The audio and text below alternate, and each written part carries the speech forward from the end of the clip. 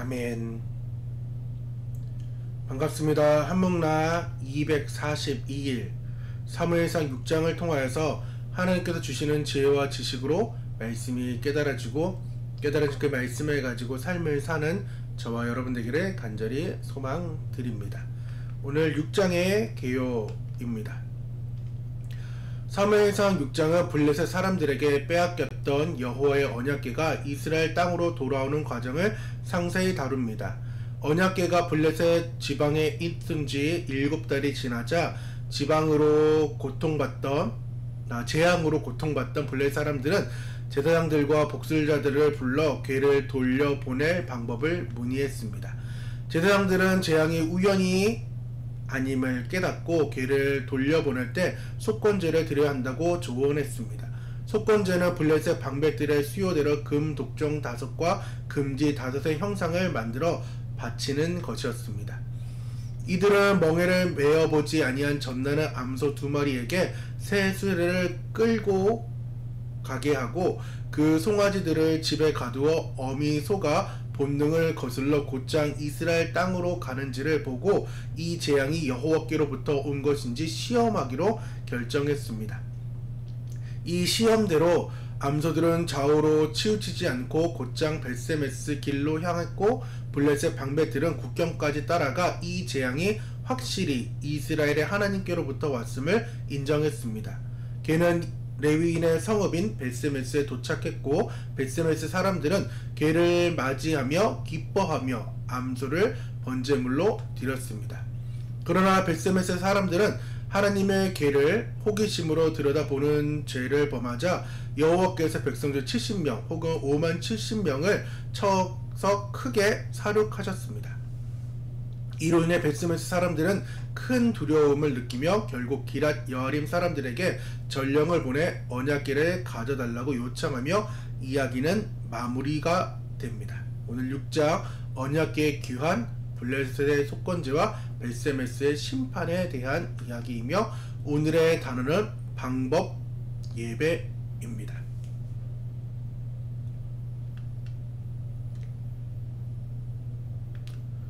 조선시대 왕들의 삶, 왕비의 삶은 어떠했을까요? 더 나아가서 궁녀의 삶들은 어떠한 삶을 살았을까요? 조선시대 궁녀로 살려면 궁중 예법을 반드시 익히고 왕실의 질서를 유지하기 위해 평생 훈련해야 했습니다. 그러다가 그런 것들을 못 지키면 까딱 목숨이 위태로운 그러한 상황까지 맞이하는 것이 궁녀들의 삶이었습니다.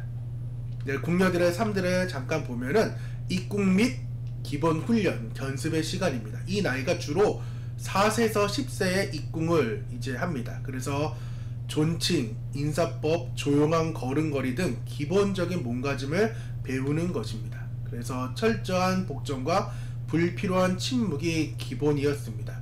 명령에 예 라고 짧게 대답하는 훈련을 받았던 것이 이제 견습의 시간이었습니다.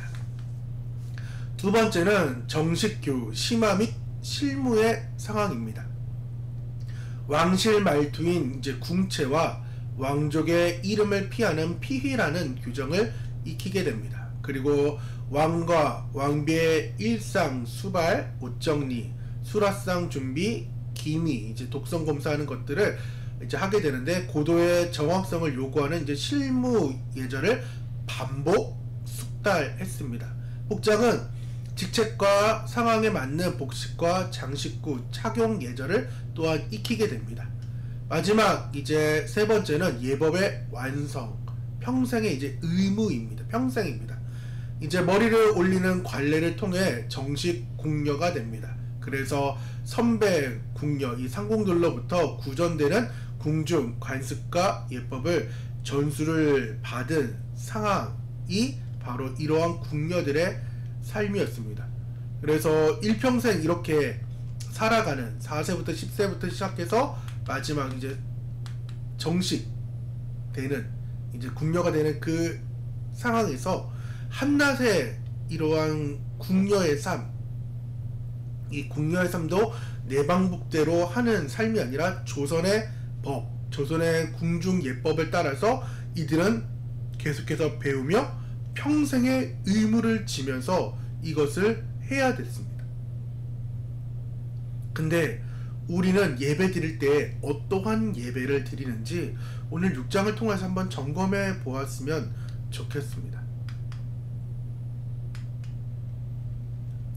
사무엘상 6장, 곧 블레셋 땅에서 빼앗겼던 언약궤가 이스라엘로 돌아오는 아주 극적인 이제 장면이 나타납니다. 4장, 5장 왜 빼앗겼는지, 그리고 빼앗겨서 하나님께서 어떤 일을 행했는지 4장에서 5장에서 우리가 함께 나누어 보았고, 4, 5장의 삶을 지난 월요일부터 이제 쭉 지금 살고 있잖아요. 그쵸?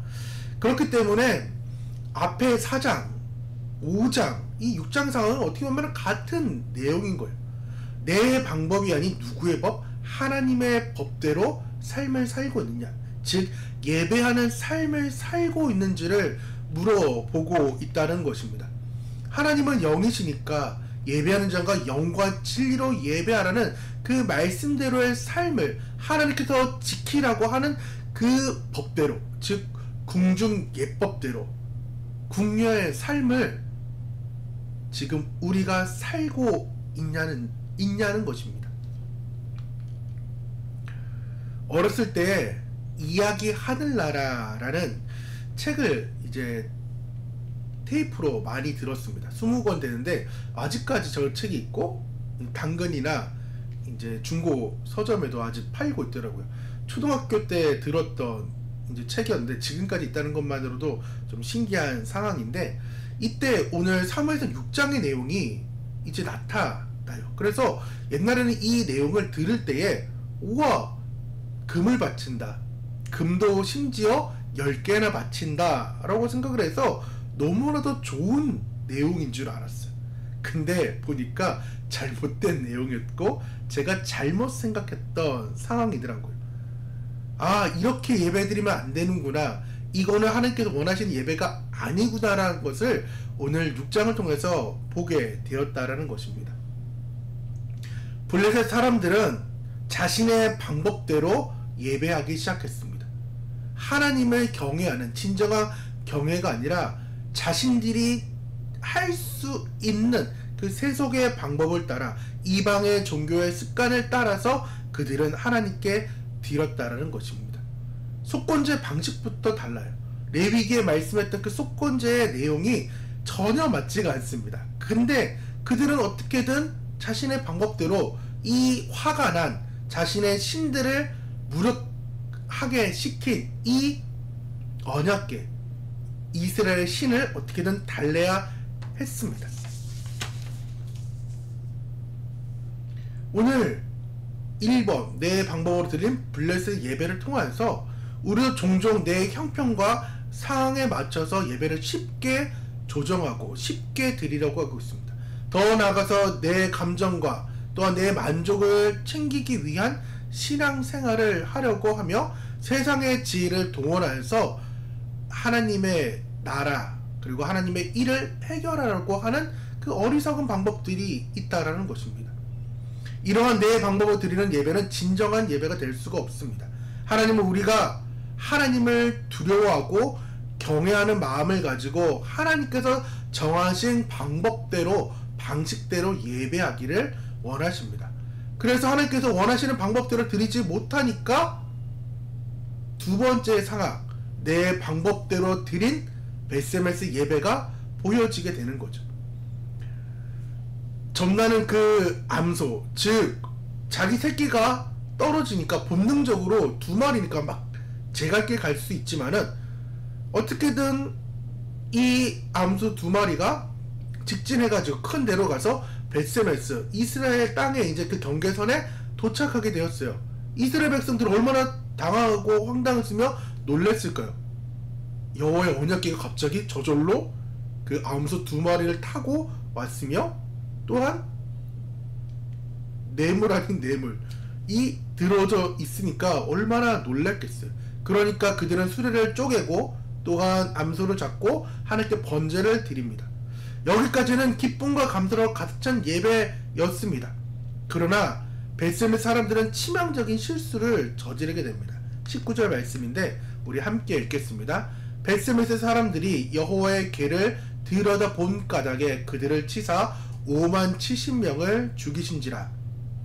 여호와께서 백성들을 쳐서 크게 살육하셨으므로 백성이 슬피 울었더라. 언약궤를 볼 수가 없어요. 언약궤를 이렇게 덮어서 움직이게 되는 상황이고, 또한 고아자손 메고 움직이는 그런 상황들이었잖아요. 근데 어쨌든가 지금 술에 끌려온 것도 지금 당혹스럽고 황당한 상황인데, 지금 이스라엘 백성들이 너무나도 기쁘고 너무나도 행복해서 언약궤를 들여다보는 행동을 하게 됨으로 인하여서 하나님의 거룩성이 침해당하는 행동이 또 행위가 나타나게 된 것입니다. 하나님은 하나님의 존재 방식대로 움직이시는 분이세요. 근데 그 법을 지키라고 했으면은 그 법을 지켜야 되죠. 아까 말씀드린 그 궁녀의 삶도 그 궁녀들이 평생 죽을 때까지 의무를 다해 지키는데, 하나님께서 말씀했던 그 일에 대해 자기 소견에 오른 대로 여전히 하나님은 나의 왕이 아니다, 내가 왕이다라는 그 마음을 가지고 그들은 언약궤를 들여다봤을 때 5만 70명이 죽게 되는 그 일들을 보게 되면서 백성들이 크게 울게 되었다라는 것입니다. 내 기쁨, 내 호기심으로 하나님을 내 마음대로 다뤄서는 절대로 안 됩니다. 벳세메스 사람들은 축제 분위기에 젖어서 하나님을 함부로 대했습니다. 그들은 언약궤가 그 전쟁에 지은 이스라엘 그 패배를 가져왔던 것처럼 그들은 그저 친근한 또 하나의 전리품으로 그들이 생각하여서 하나님의 심판을 받게 되고, 그들은 이렇게 외칩니다. 이 거룩하신 하나님 여호와 앞에 누가 능히 서리요? 그를 우리에게서 누구에게로 올라가시게 할까라고 하면서 자신의 그 슬픔에 대해 이러한 고백을 했죠. 심판당하지 않고 행복한, 즉 하나님의 율법을 지키며, 또한 우리가 우리 신약으로 말하면은 예수의 그 십자가를 생각하며 그 날마다 자기의 십자가를 지고 성령에 이끌리는 삶을 살아야 되는데, 우리는 그러지 못하는 삶, 내 마음대로 금독종 형상과 금지 다섯을 만들어서 여전히 하나님께 이렇게 예배드리는 거 정말 잘하고 있죠? 라고 하는 형식적인 예배를 드리고 있지 않은지 우리 자신을 점검해 볼 필요가 있습니다. 오늘 사무엘 6장 우리에게 강력하게 묻고 있습니다. 우리의 예배, 여러분의 예배는 어떠한 예배인가요? 하나님의 방법대로 드려지는 예배인가요? 아니면 세상의 방법대로 드려지는, 내 마음대로 드려지는 예배인가요? 하나님의 율법을 지키는 것에 머무르지 말고 우리는 신명기 6장 5절의 말씀처럼 하나님을 사랑하고 순종하며 하나님의 거룩하심을 인정하고 그 인정한 것을 정말 성심을 다해 마음을 다해 하나님께 표현하는 저와 여러분 되기를 간절히 축원드립니다. 오늘 6장의 3읽기, 나는 하나님을 어떻게 예배하고 있나요? 나는 하나님의 법을 지키면서 하나님의 방법대로 살아가고 있는지를 또한 삶을 읽어내는 저와 여러분 되기를 간절히 소망드립니다. 우리 같이 함께 기도하며 나아가도록 하겠습니다. 사랑의 하나님, 우리의 삶이 블레셋 사람처럼 내 방식대로 주님을 달래려 하거나 벳세메스 사람들처럼 기쁨에 도취되어 주님의 거룩하심을 함부로 침해할 때가 너무나도 많았음을 이 시간 고백합니다. 우리가 주님을 예배하는 모든 순간에 참된 경외심을 회복하게 하여 주시고, 우리의 일상생활과 신앙생활에서 내 방법이 아닌 하나님의 방법, 곧 주님의 말씀과 뜻에 온전히 순종하는 삶을 살게 하여 주옵소서. 예수님의 이름으로 기도드립니다. 아멘.